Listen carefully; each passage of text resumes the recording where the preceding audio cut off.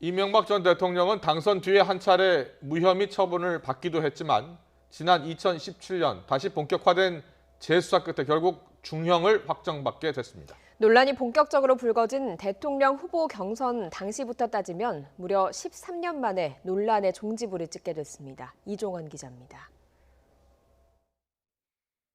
이명박 전 대통령이 다스와 BBK의 실소유주라며 차명재산 논란이 본격적으로 불거진 건 지난 2007년 한나라당 대선 경선 당시였습니다. 의혹만 무성한 채 대통령에 당선된 뒤 특검 수사까지 이어졌지만 무혐의 처분을 받았습니다. 그러나 이후 정권이 바뀌고 지난 2017년 10월 BBK 주가 조작 피해자들의 고발로 다시 검찰 수사가 본격화됐습니다. 전담 수사팀까지 발족하면서 수사가 급물살을 타고 주변에 대한 강제 수사가 본격화하자 이 전 대통령은 기자회견을 자청해 정치 보복이라고 반발하기도 했습니다. 보수를 괴멸시키고 또한 이를 위한 정치 공작이자 노무현 대통령의 죽음에 대한 정치 보복이라고 보고 있습니다.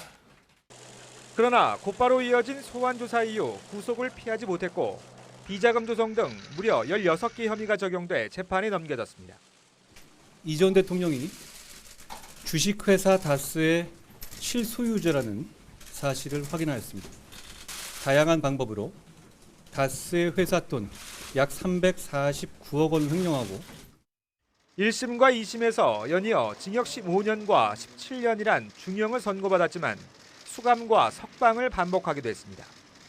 먼저 항소심 재판 중 건강 등을 이유로 청구한 보석이 받아들여져 구속 349일 만인 지난해 3월 한 차례 풀려났고 2심 선고 때는 보석 취소로 법정에서 구속됐지만 변호인이 재헌고장을 제출하면서 6일 만에 구속 집행이 정지됐습니다.